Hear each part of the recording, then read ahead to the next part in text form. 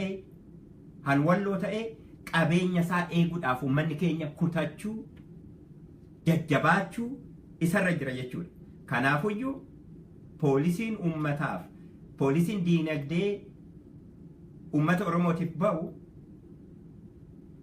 qabeenya lafaatii fi qabeenya lafarra jiruu fi lafa keessa jiru Oromoo abbaa irratti ta'uu mirkaneessuu fi faayidaa Oromootiif ooluusaa sirreessee lafa kaa'u isarra jira jechuudha. Bu'uura isaati jechuudha. Kanarratti Oromoon poolitikaadhaan wal dhabu yoo jiraate Oromoo miti. Kanarratti wal dhabuun nurra hin jiru. Kanaafuu lagni keenya Fincaa'aa ta'ee, Awaash ta'ee, Gannaalee ta'ee, Waabee ta'ee, Deddeessaa ta'ee laga baay'ee jira. Masinoodhaan han hojjetamu ta'ee, ibsaa han baasan ta'ee, faayidaan isaanii inni duraa uummata Oromootiif ta'uu mirkaneessuu nurra jira jechuudha. Warqiin biyya keenyaa bahu faayidaan inni uummata Oromootiif yoon kennine maalinni bishaan biyya keenyaa uummanni keenya isa dursiisee yootiin fayyadamne bishaan sun immoo iyyuu waagaa baasee yoo gurguramu ta'e uummanni keenya water bottling biizinasii keessa bal'inaan seenuudha. Lagni Itoophiyaa keessa jiru hunduyyuu Oromiyaa irraa burqa. Baay'een isaanii almost 90%. Burqaa baay'eetu Oromiyaa keessa jira. Qabeenyi kun qabeenya uummata Oromoo ta'uu barataan Oromoo, beekan Oromoo, uummanni Oromoo beekuu duwwaa odoo hin ta'in poolisiin achirratti poolisiin diinagdee Oromiyaa irratti ba'u qabeenya kan Oromoo harkatti han deebisu ta'uu sarra jira jechuudha. Bishaan Amboo Oromoo harkatti deebi'uu sarra jira. Dhakaan Amboo የአምቦ ድንጋይ ኦሮሞ harkatti deebi'uu sarra jira. Uummanni Oromoo Amboo salaamay salfii yoo ba'u hiriira yoo ba'u argine miti hiyyummaa inni keessa jiru. Uummanni sana itti fayyadamne bakka biraatti fooqii eenyutu ijaara.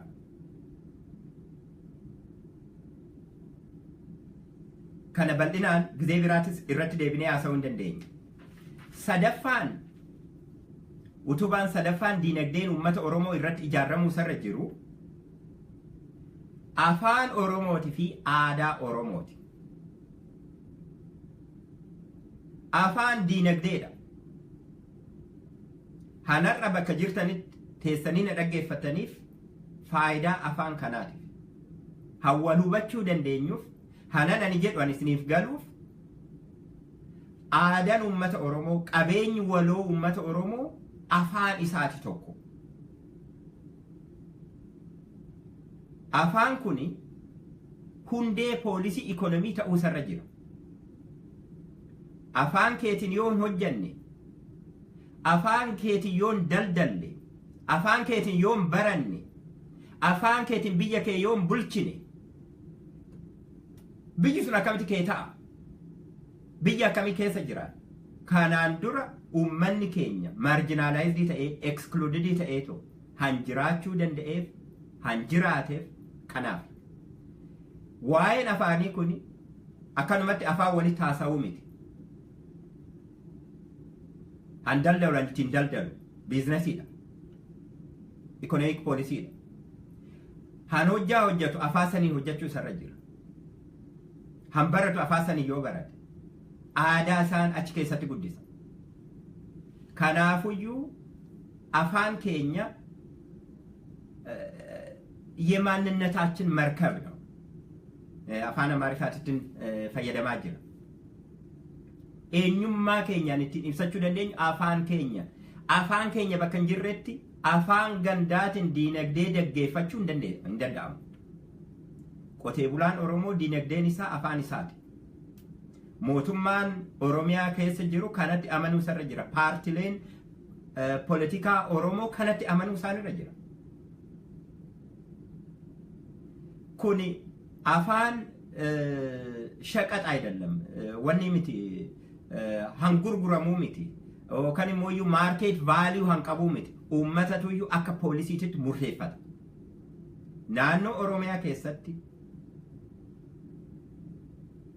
manni barumsaa jiran hunduu higher educationiidhaan alatti Ingiliffaan barsiisan alatti waarsholeen jiran hunduu hoteelonni jiran hunduu iyyuu afaan Oromootiin akka hojjetan goosisuun hayyama bakka biraatti wanna barbaaduun qabu mootummaan Oromiyaa xalayaadhaan road signs daandii irratti traffic saayiniin jiru afaan Oromootiin ta'uu sarra jira. Naannoo Oromiyaa keessatti afaan Oromootiin miti argee jiraan.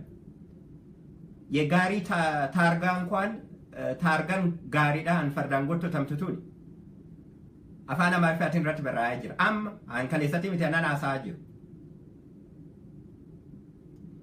Kana godhuudhaaf immoo mootummaan naannoo Oromiyaa faaktariiwwan Oromiyaa keessa jiran, waarsholeen Oromiyaa keessa jiran, hoteeleen Oromiyaa keessa jiran, biizinasoonni alaatis ta'anii biyya keessaan Oromiyaa keessa jiran afaan Oromootiin akka hojjetan, hojjetaa Oromoo beeku akka qaxaran goosisuu sarra jira. Kun ikonomiidha. Booda itti deebi'a toora kanatti wannan kaasuuf qaba. Kanaafuyyuu afaan poolisiin ikonomiidhaan bahu afaan Oromootirratti xiyyeeffatee ma'aakaliin isaa hundeen isaa afaan Oromoo ta'uu sarra jira jechuudha. Afaan biraatiin ummata keenya afaan kee jijjiirradhu akkasitti nagaduu dandeessa jechuun hin dandeenye. Inni lammataa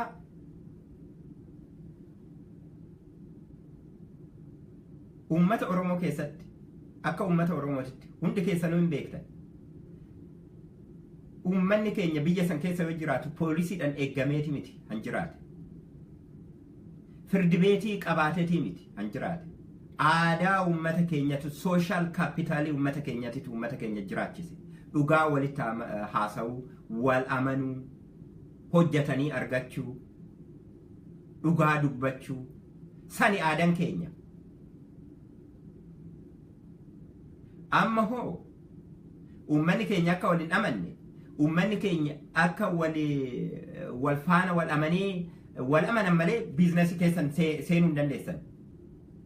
Wal amantan malee wal faana haasa'uu hin dandeessan.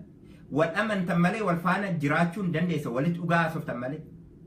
Akka ummataatitti ummanni keenya akkanumatti jiraate haga ammaatitti. Waggaa 25 kana keessa wanni jijjiirame jira. Xiqqoo san durallee xiqqoo dursuu hin danda'a bakka tokko tokkotti. Garuu bal'inaan waggaa 25 kana keessatti. Wanni sadii aadaa keenya diigaa jira. Tokkoffaan dhaabbuleen politikaa. Sobaa fi hanna barsiisanii kaadiroota ummata keenyatti erganii biyya yoo dhaqee namni tokko yoo nutti makame amma waan haasa'innaan jedha namni bira jiran. Inni sobduudha, inni hattuudha, inni nama gurgurata, ummata keenya gurgurata jedhanii ummanni keenya hin beeka. Hattuu fi sobduu ummata Oromoo dhiisitu sareen Oromootu hin beekti. Hattuu fi sobduu gadhee sareen Oromoo xirreeffattee hin beekti akkanumatti. Garuu waggaa 25 darbe kana keessatti wanni ummata keenya balleessaa jiru qabeenya keenya dhugaadhaan irratti hundaa'e sanan balleessaa jiru. Paartileen politikaa warra kijibdu, warra sobdu, soba itti guutaniitu ummata keenya keessa soba bittinneessaa jiran. Ummanni keenya aadaa isaa dhugaa, aadaa isaa wal amanuu, aadaa isaa wal faana dhaabbachuu, kana akka qabeenyaatti eeggachuu danda'uu isarra jira Oromoo. Rakkina kanaan beektanii namni dhugaa walitti haasa'uu dhiisee wallolee mana murtii yoo dhayxanii idaa baay'ee itti baaftan xabaqaa bitattanii akkanaa kan. Ookan hattuun isin keessa seentee nibranni keessan wal amanee wal faana jiraatu sun wal eegu sun diigamee aadaan kun diigamee hattuun bakkee yoo argatte guyyaa poolisii qaxartanii zabanyaa qaxartanii of tiksuu dhayxanii qabeenyi kun hagam akka wan ulfaataa ta'e qabeenya guddaa akka ta'e isinii galuu danda'u. Kanaafuu afaan keenya fi aadaan keenya qabeenya keenya poolisiin mootummaan Oromiyaa baasu Oromoodhaan bahu hundisaa politikaan Oromoo dhugaarratti akka hundaa'u yoo godhuu baannee amma soba gaanditti guuttee ummata keenya keessatti akka kaadireetitti bittinsan kana yoo of keessaa bittinneessinee raawwannee ta'u ummanni keenya dhugaarratti deebi'ee waan of hin ijaarre ta'e rakkina guddaa keessa seenaa jirra. Namni keenya mirmaduu namummaa qaba, dhugummaa qaba. Amma isatu badaa jira. Namni keenya nama ajjeesee hin beeku. Biyyatti yoo nani dhaladhee guddadhe namni hidhamu, namni nama ajjeesu dhageenye hin beeknu. Takka lama waggaa 5-10 keessatti yoo dhagaame wanna guddaa. Isnuuyyuu nu rifachiisa. Amma hoo maqaa politikaatiin hattuu fi nama ajjeeftuun uummata keenya keessatti baay'achaa jira. Uummanni Oromoo ijoolleen eessa jirte jedhee of gaafachuu odoo hin ta'in ijoollee hattuu fi ijoollee sobduu gandi ergatee uummata keenya keessa facaasu. Hantaatu karaatti deeffachuu, handidde immoo qixaaxuu danda'uu isarra jira jechuudha. Kun dirqama. Aadaan kun eeggamuu isarra jira. Afaan kun eeggamuu isarra jira.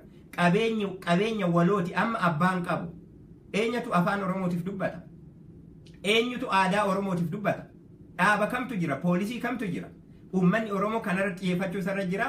Mootummaan Oromiyaatis kanarratti xiyyeeffachuu isarra jira. Uummata keenya dhugaadhaan wal jaalatee, wal kabajee, wal amanee, wal faana jiraachuu san sobaan macheessanii guyyaa miidiyaadhaanis sobanii, dhaqanii sobanii, hojjaadhaanis sobanii, poolisiidhaanis sobanii, wanuma hundaan sobama. Uummanni keenya kan ofirraa xireeffatee ofirraa dhiquu isarra jira. Of keessaa dhiquu isarra jira kana. Kuni baay'ee barbaachisaadha. Kanaafuu poolisiin diinagdee naannoo Oromiyaatti ba'u han irratti ijaaramuu isarra jiru sadaffaan utubaan sadaffaan afaanii fi aadaa keenyaa jechuudha. Kuni qabeenya guddaa akka ta'ee fi qabeenya duwwaa odoo hin ta'in immoo hundee qabeenya keenyaa akka ta'e hubatamee poolisiin kanarratti hundaa'u isarra jira jechuudha. Kanarratti afaan Oromoo, afaan federaalaa, afaan hojjaa federaalaa yoo hin taane ijoolleen Oromoo har'a Oromiffaan barachaa jiran mootummaa Itoophiyaa keessatti gahee horachuu hin danda'an. Biyya Itoophiyaa jedhamtu tana immoo booda ittiin dhufa qabeenyanis ta'e, dhiiganis ta'e, beekumsaanis ta'e hanar'aan ishee gahee uummata Oromooti. Biyya tana uummanni Oromoo dhuunfachuu danda'u isarra jira. Sanan godhuu danda'u garuu qe'ee isaa yoo dhuunfate dura. Akkuma duratti jedhe. Kanaafuyyuu poolisiin kanarratti xiyyaa'u isarra jira jechuudha. Inni afraffaani tana dhaggeeffadhaa. Utubaan inni afraffaan poolisiin naannoo Oromiyaatitti ba'u.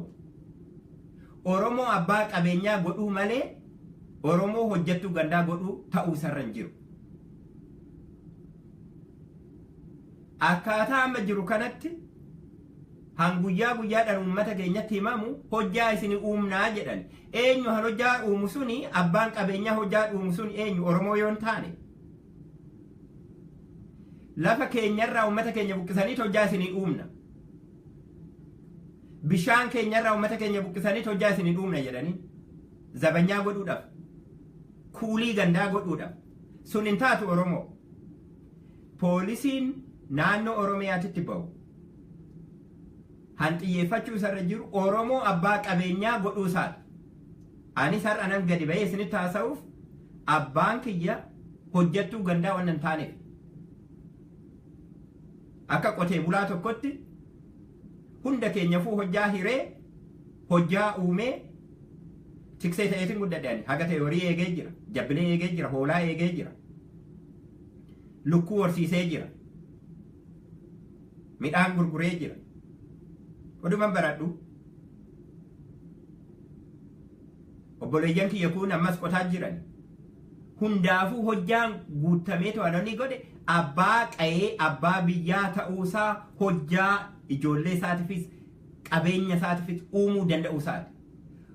Hojjaa uumuu isaan danda'u abbaan hojjaatis uummata Oromooti. Mootummaan naannoo Oromiyaatis ta'ee naannoo federaalaa naannoo Itoophiyaa mootummaa Itoophiyaa uummata Itoophiyaatiif ta'ee uummata naannoo Oromiyaatiif Oromoodhaaf hojjaa uumuuf miti. Faranjiidhaaf qaxaramtuu yoo godhuudhaaf hojjaa keenya ta'e alaaman keenya biyya keenya dabarsinee isaaniif kenninee nu hojjattuu isaanii ta'uu yoo ta'e garuma tokko gurguramnee ta'u isaanitti galuu nurra jira. Isaanitti tiksee galuu nurra jira, isaanitti gabaree galuu nurra jira, isaanitti wazaadara taanee galuu nurra jira jechuudha. Garuu poolisiin naannoo Oromiyaa hojjaa maqaa hojjaa dhuumnati